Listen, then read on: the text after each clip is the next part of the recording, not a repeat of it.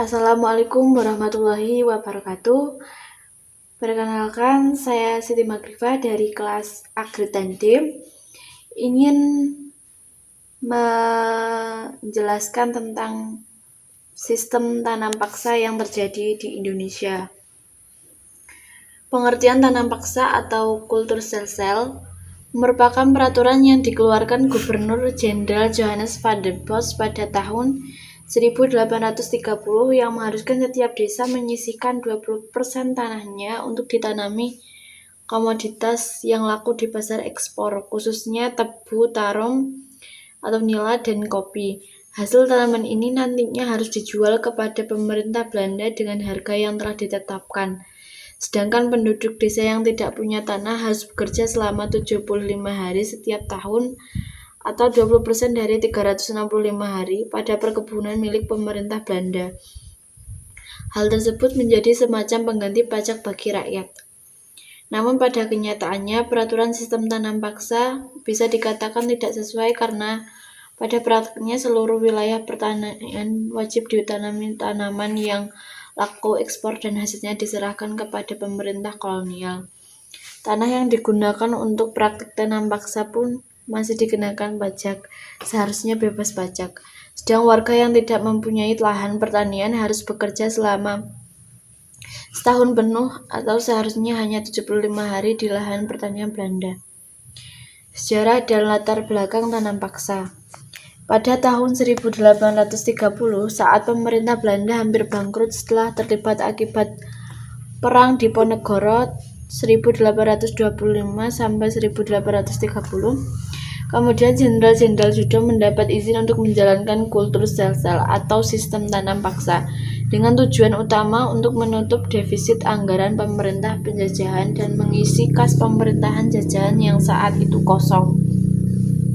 Untuk menyelamatkan negeri Belanda dari kebangkrutan, kemudian Johannes van der Bos diangkat sebagai Gubernur Jenderal di Indonesia dengan tugas pokok mencari dana semaksimal mungkin untuk mengisi kas negara yang kosong, membiayai perang serta membayar hutang.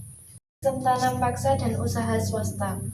Setelah kembali menguasai Indonesia, pemerintah Belanda dipegang oleh 3 orang komisaris jenderal yaitu Elot, Van der Capellen, dan Buskes. Keuangan Belanda merosot karena selain kerugian VOC yang harus dibayar juga karena biaya yang amat besar untuk menghadapi perang Diponegoro dan perang Padri.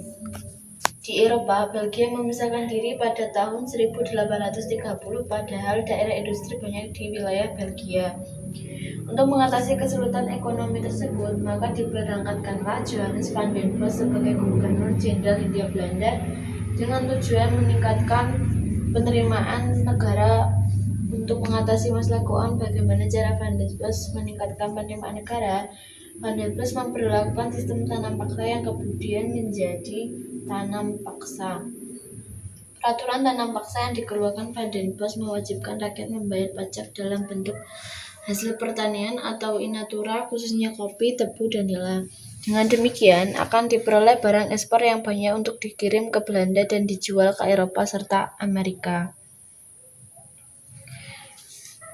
Aturan tanam paksa. 1. Penduduk diwajibkan menyediakan 1/5 tanah milik untuk ditanami tanaman yang laku di pasar internasional. 2. Tanam yang ditanami ialah tanaman ekspor bebas dari pajak. 3. Waktu penggarapannya tidak boleh melebihi waktu menanam padi. 4. Apabila hasil panen melebihi dari pajak yang harus dibayar, maka lebihnya dikembalikan kepada petani. 6. Apabila terjadi gagal panen yang bukan disebabkan oleh kesalahan petani, maka akan dibebankan kepada pemerintah. 6. Bagi penduduk yang tidak punya tanah wajib bekerja pada pemerintah. Pelaksanaan. 1. Para penguasa pribumi berlomba-lomba mencari keuntungan. 2. Terjadi penyelewengan di setiap aturan yang sudah diberikan. 3. Timbul budaya kultur prokenten. Belanda menghadiahkan pribumi yang berhasil mencapai target hasil panen tepat pada waktu ataupun jauh lebih cepat. Selanjutnya, penyimpangan dalam tanam paksa. 1. Perjanjian penyediaan tanah diberlakukan dengan paksaan. 2. Tanah yang digunakan lebih dari 1/5 bagian. 3. Pengerjaan tanah untuk tanam paksa melebihi waktu menanam padi. 4. Tanah tersebut masih terkena pajak. 5. Kelebihan hasil panen tidak diberikan kepada petani. 6. Kegagalan panen tanggung jawab petani. 7. Buruh dijadikan tenaga paksaan guna menjamin agar para bupati dan kepala desa menunaikan tugasnya dengan baik. Pemerintah Belanda memberikan rangsangan yang disebut Kulturprojecten di samping penghasilan tetap. Akibat tanam paksa. Indonesia. 1. Masyarakat Indonesia mengalami penderitaan dan kesengsaraan. 2. Terjadi gagal panen massal berakibat kelaparan massal.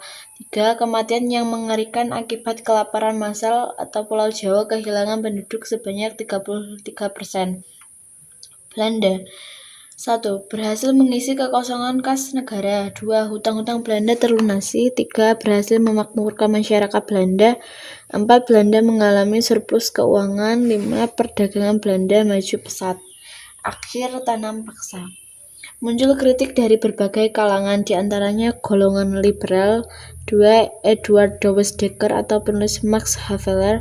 3. Walter Robert Baron van Hove atau pendeta Belanda.